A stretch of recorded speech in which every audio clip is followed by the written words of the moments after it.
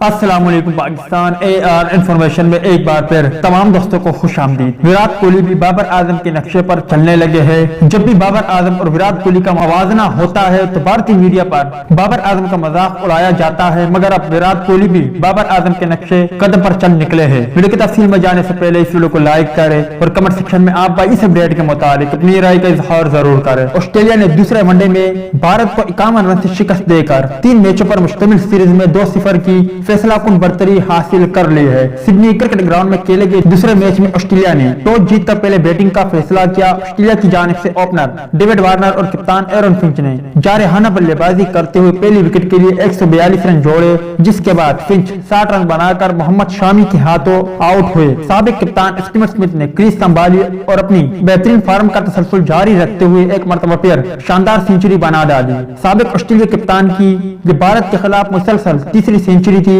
جو انہوں نے محض 62 گیندوں پر اسکور کی۔ آخری اوور میں گلین میکسویل اولیبشن نے چکو چوکے کی برسات کرتے ہوئے ٹیم کا اسکور 389 تک پہنچا دیا۔ بھارت کی جانب سے محمد شامی، پانڈیا اور بمراہ صرف ایک وکٹ حاصل کر سکے۔ 390 رنز کے پہاڑ جیسے ہدف کے تعاقب میں بھارت کا آغاز اچھا نہ رہا اور ان کی پہلی وکٹ 58 پر گر گئی جب دھون 30 رن بنا کر ہیزل ووڈ کو وکٹ دے بیٹھے۔